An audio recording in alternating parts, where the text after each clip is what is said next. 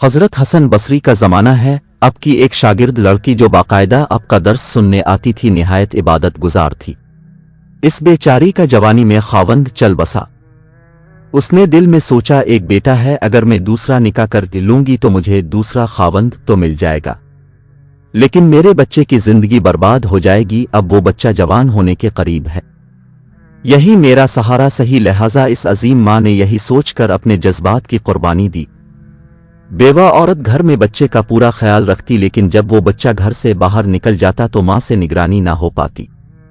अब इस बच्चे के पास माल की कमी ना थी, उठती हुई जवानी भी थी। ये जवानी देवानी मस्तानी हो जाती है, चुनांचे वो बच्चा बुरी सोहबत में गिरफ्तार हो गया, शबाब और शराब के कामों में मसरूफ हो गया। मां बराबर समझाती, लेकिन बच्चे पर कुछ असर ना होता।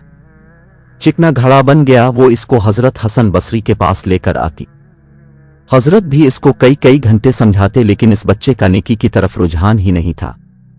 हजरत के दिल में भी ये बात आई कि शायद इसका दिल पत्थर बन गया है, महर लग गई है। बहरहाल मां तो मां होती है। मां इसे प्यार से समझाती रही, मेरे बेटे नेक बन जा, तुम्हारी जिंदगी अच्छी हो जाएगी। कई साल बुरे कामों में लगकर उसने अपनी दौलत के साथ अपनी सेहत भी तबाह कर ली और उसके जिस्म में लाइलाज बीमारियां पैदा हो गईं। मामला यहां तक पहुंच गया कि उठने की भी सकत ना रही और बिस्तर पर पड़ गया। अब इसको आखिरत का सफर सामने नजर आने लगा। मां ने फिर समझाया, बेटा तो ने अपनी जिंदगी तो खराब कर ली, अब आखिरत बना ले और तौबा कर ले। अल्लाह बड़ा गफूर और रहीम है, वो तुम्हारे तमाम गुनाहों को मुआफ कर देगा।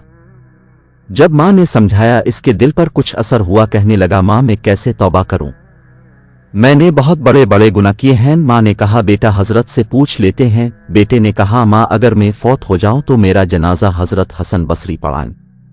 मां हजरत के पास गई। हजरत खाने से फारिग हुए थे और थके हुए थे और दर्स भी देना था, इसलिए कैलूला के लिए लेटना चाहते थे।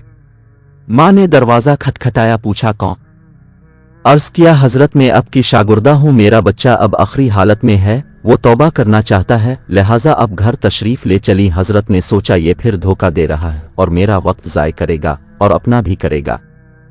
सालों गुजर गए, अब तक कोई बात असर न कर सकी। अब क्या करेगी? कहने लगे, मैं अपना वक्त जाय क्यों करूं, मैं नहीं आता। मां ने कहा, हजरत उसने तो ये भी कहा कि अगर मेरा इंतकाल हो जाए तो मेरा जनाजा हजरत हसन बसरी पढ़ाएं।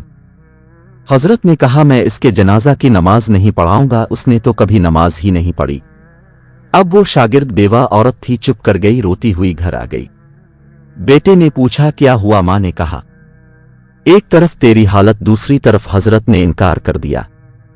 अब ये बात बच्चे ने सुनी तो इसके दिल पर चोट लगी और कहा, मां मेरी एक वसीयत सुन लीजिए। मां ने पूछा, बेटा वो किया?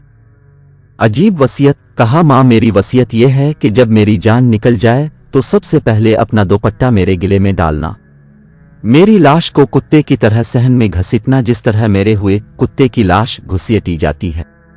बेवा औरत ने पूछा, बेटा वो क्यों? कहा, मां इसलिए कि दुनिया वालों को पता चल जाए कि जो अपने रब का नाफरमान और मां बाप का नाफरमान होता है, इसका अंजाम यह हुआ करता है। मेरी प्यारी मां, मुझे कब्रिस्तान में दफन न करना। मां ने कहा, वो क्यों? कहा, मां मुझे इसी सहन में दफन कर देना, ऐसा ना हो कि मेरे गुनाहों की वजह से कब्रिस्तान के मर्दों को तकलीफ पहुंचे। जिस वक्त नौजवान ने टूटे दिल से आजिजी की ये बात कही तो परवरदिगार को उसकी ये बात अच्छी लगी। रूह कब्ज हो गई। अभी रूह निकली ही थी, मां आंखें बंद कर रही थी तो दरवाजे पर दस्तक हुई। पूछा, कौन? जवाब आया, हसन बसरी हूं। कहा, हजरत अब कैसे? फरमाया, जब मैंने तुम्हें जवाब दे दिया और सो गया ख्वाब में। परवरदिगार ने फरमाया, हसन बसरी तो मेरा कैसा वली है, मेरे एक वली का जनाजा पढ़ने से इनकार करता है। मैं समझ गया कि अल्लाह ने तेरे बेटे की तौबा कबूल कर ली है। तेरे बच्चे की नमाज जनाजा पढ़ने के लिए हसन बसरी खड़ा। ए अल्लाह तो कितना करीम है कि मरने से चंद लम्हा पहले अगर कोई बंदा शर्मिंदा होता है तो उसकी जिंदगी के गुनाहों को भी तो मुआफ कर देता है। और नीचे जो वो सब्सक्राइब का बटन है ना, उसको हिट करो, जल्दी से करो। Subscribe subscribe subscribe.